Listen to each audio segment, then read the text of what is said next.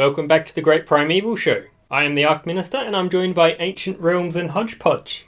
Today we'll be breaking down Episode 3 of Primeval Series 1. Also known as Helen Makes Contact in North America, Unter Wasser in Germany, and La Clé du Temps in France. Written by Adrian Hodges and directed by Cilla Ware. These lifeguards are either in uniform or as matching colours as a couple. The love session doesn't last long as Anthony Barton becomes fish food.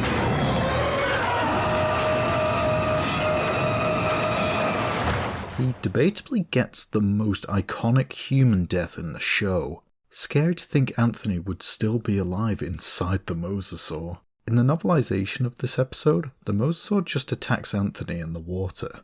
8 years later, the Jurassic World movie would borrow the premise of Mosasaurus jumping out of water to attack prey. There is an extended scene of the Mosasaur swimming past the window here. The swimming pool was filmed at the Crystal Palace National Sports Centre.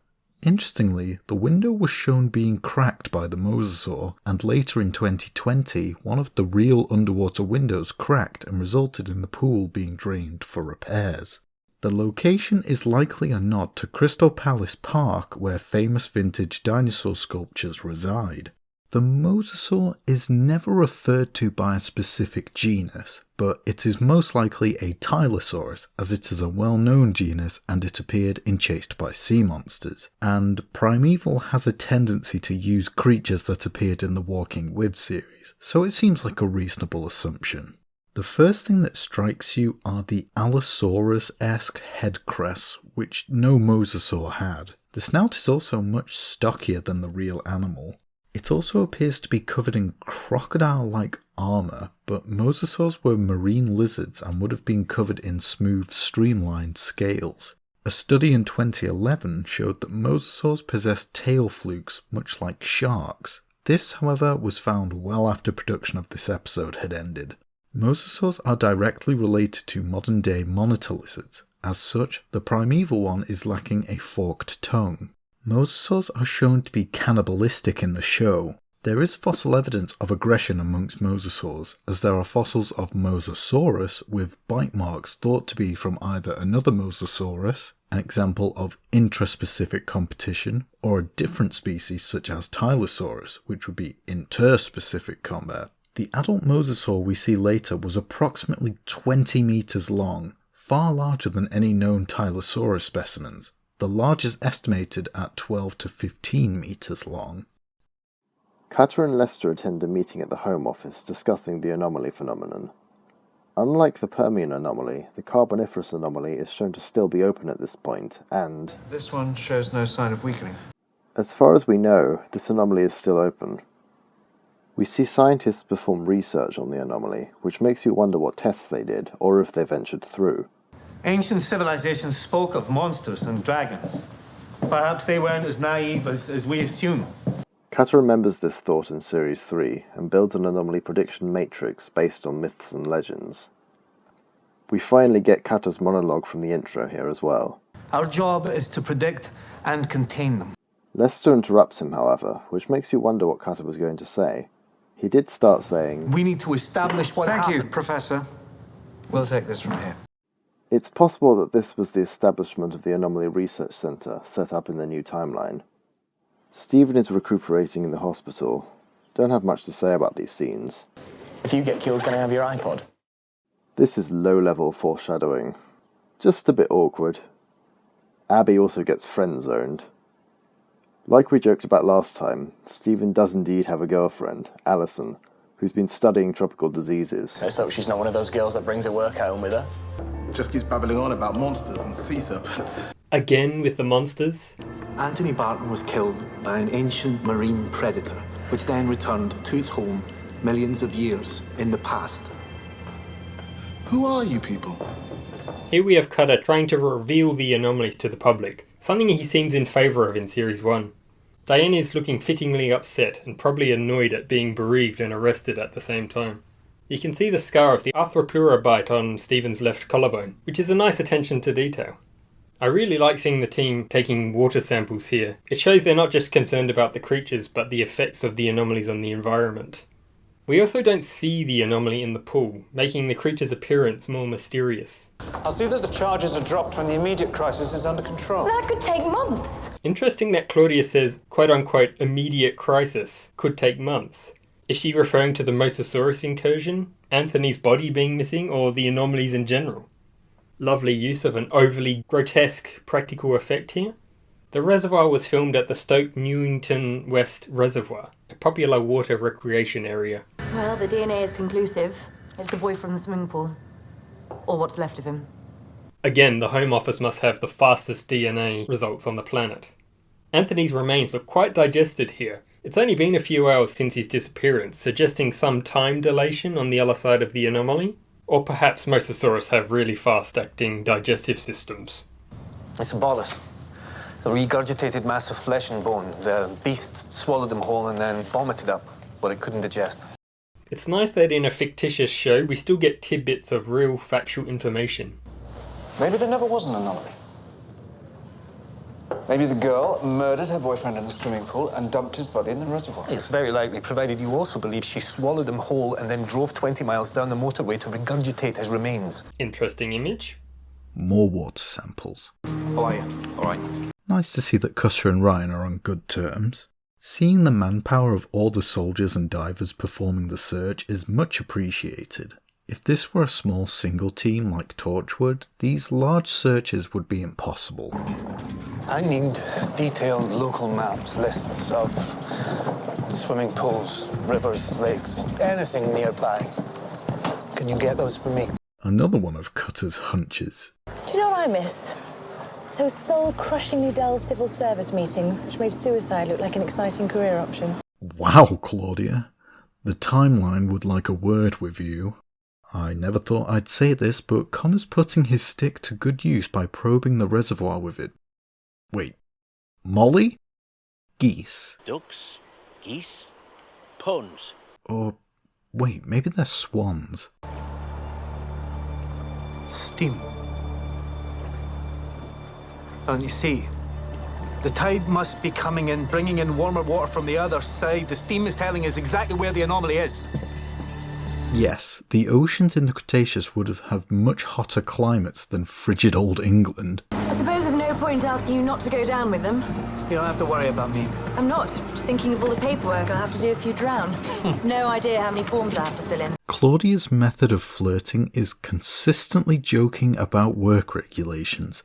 Much like Cretaceous seawater, it's pretty hot. The cast actually got taught how to dive for these scenes. He looks better in a wetsuit. Abby can't help herself, even after finding out about Stephen's girlfriend. He knew what he was doing when he asked me out. He knew we had a girlfriend. Yeah, and he'd also just been poisoned by a giant centipede that might have affected his judgment just a little bit. Nice to see that despite Connor's sleaziness in Series 1, he's still willing to defend his new friend. Bros before died knows. Whatever. You know, there's plenty more fish in the sea. Poor choice of words, Connor. This is a very cool transition. A Special Forces diver goes through the anomaly accidentally, just as it reopens, which is probably why he's disorientated. Or maybe he saw Helen au naturel. Connor and Abby are busy collecting water samples when... Wait, how is that thing swimming in such shallow water? The Mosasaur appears to be in much deeper water here when it's supposed to be right next to Abby and Connor, who are only in waist deep in the reservoir. It's also reused footage from earlier, one of the only times reused footage is used in Series 1 to 3. In one of the more iconic moments in Series 1, we get Connor fending off a Mosasaur with an oar. This earns Connor some respect from Abby. Interesting how neither Connie nor Abby attempt to climb the fence behind them. Seeing how it can't reach them and being attacked by the Mosasaur retreats. Such a flawless transition between practical and CGI when the Mosasaur enters the water. Shame to think that crawly creatures went to all that trouble to make the animatronic head for use for about 2 seconds of screen time. I wonder if the head was supposed to be used for attacking Abby and Connor before becoming fully CGI. Cutter's line about fully grown mosasaurs is foreshadowing for later. Although there were also smaller species of MOSASAUR, this doesn't seem to be an example of one of these. Nice to see that the Home Office is taking care of its civilian recruits. They're all really upset about losing the diver. This is one of the only times the soldiers are shown to be sad about losing one of their own. Shamefully, the soldiers are usually disposable, the red shirts of Primeval. Abby tells Connor about him saving her life, after which they share a hug which helps strengthen their relationship from only being one-sided to Abby now giving Connor some more respect. Cutter predicts that the anomaly will open again on a specific fault line. Interesting to compare this anomaly to time's equivalent of an earthquake. 3 episodes in and we've already had 3 different types of anomalies. It's really a shame that these fault line anomalies never reappear in the original show, though one does appear in episode 1 of the Canadian spin-off. Interestingly, the line that Cutter draws on the map does not match with the swimming pool or reservoir's filming locations. But I'm right. You people, you're worse than the climate change mob. Well, in one cold day in July, suddenly it's the new ice age. Not counting the abandoned house in Series 3, this is the only time we see an anomaly open inside a residential house. The very premise creator Adrian Hodges wanted to capture with Primeval. The idea we had from the very beginning was that we wanted people to feel that, having watched this programme, they could go into their kitchen and find a dinosaur in their kitchen. You know, they actually would feel that close. Not sure where the anomaly is supposed to be located here, as it's never shown when the water starts trickling through. Also, wouldn't it just flood through if it's completely submerged on the other side? Either way, one HESPERORNIS comes through. Again, we see the extended scene from episode 1 of Connor chasing Stephen and Cutter. Connor is suddenly inside though, and is researching on his database again, this time about MOSASAURs, using the promo from Chased by Sea Monsters. The movie Battlefield Earth is mentioned. Duncan appears to be wearing a Hawaiian-style shirt with Converse All-Star shoes. Tom also wears Converse shoes. Note that these are not dodo-proof. Director Jerry Anderson is also mentioned. What's got into him? Maybe he's still angry over our practical joke. Oh, come on, that fake dinosaur was a masterpiece.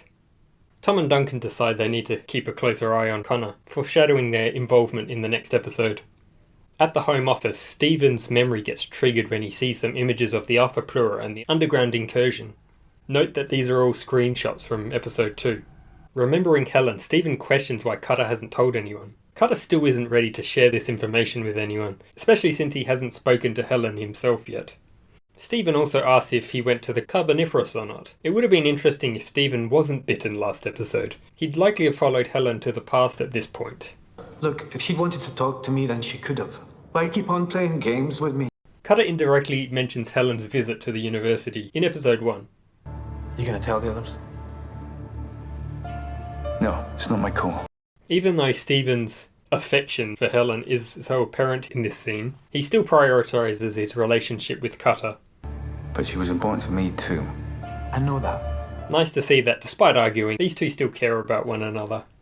Note Cutter is still holding his fault line map, probably waiting to gloat in Lester's face when he's right. Huh, the water seems to have stopped coming into the basement now. Ironically, the Welsh plumber probably cleared his pipes after seeing the HESPERORNIS. I'm not surprised. Have you seen how much these people charge?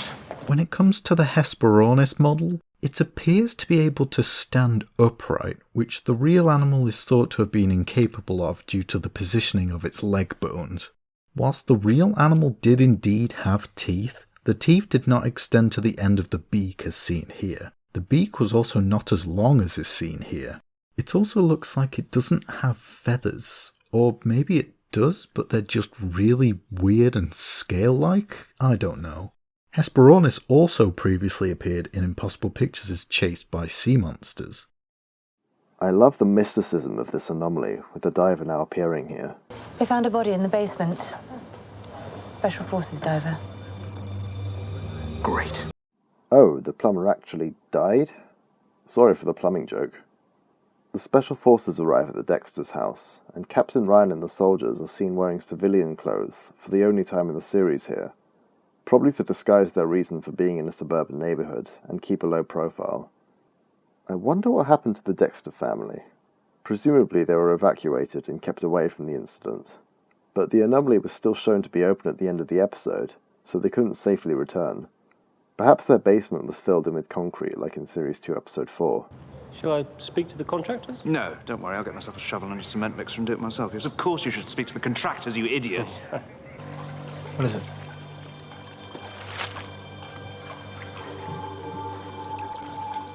Oops, he's been busted. Helen's mad old aunt used to give us those handkerchiefs, same present every single birthday and Christmas. And we used to make jokes about it. We definitely need this backstory fleshed out. That's a message. It means Helen's waiting for me on the other side of the anomaly.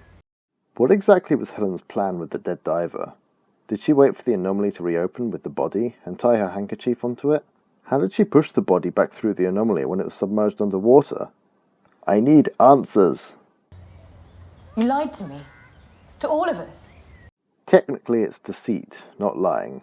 Understandably, Cutter withheld this information due to it being very personal to him, but given the circumstances, we all know it's the right thing to do to tell the others.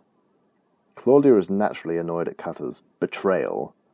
For the first 3 episodes we've seen them getting closer. Now Helen's return is driving a wedge between them, leading to more arguments. Claudia has no other option here but to call Lester in to brief the rest of the team.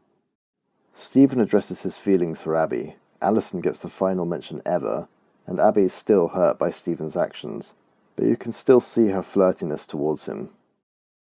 What the flipping heck is the hammer for? The revelation that Helen Cutter's still alive changes everything. She's still alive? How did I miss that? It's a long story. Love how everyone just forgot to tell Connor this. Though this is likely the first time Abby is also hearing the news. So 8 years she's been living in the past? My God. Are we going to explain Celebrity Love Island to her? Shut up, Connor. Also look at Lester's face here. He's so over life at this point.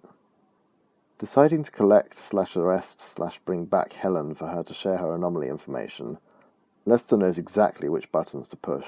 This is my wife you're talking about. Which is why I want you to go through the anomaly and bring her back. You will, of course, have a military escort. To do what? Shoot her if she won't come back. To protect you. Both of you. The alternative is you sever all ties with the Anomaly Project with immediate effect, and we'll go and find her ourselves. Is blackmail allowed within the workplace? It's not actually confirmed if Cutter and the team are employed or are just consultants. Cutter eventually agrees to go along with the plan if he is the one to find Helen. Lester doesn't really care if Cutter gets hurt going alone, since he signed the disclaimer in episode 1. Take a compass reference as soon as you get there. Compasses don't work near anomalies because of the magnetism. This was established in episode 1. Compass is going haywire. Stephen mentions intense water pressure when going through the anomaly. This may be what killed the diver? Now this has an effective range of about 10 meters. If you have to use it against the predator, wait till you see the whites of his teeth. First appearance of the harpoon gun. Again, it's nice to see how well Cutter and Stephen work together. They've clearly done this type of expedition before.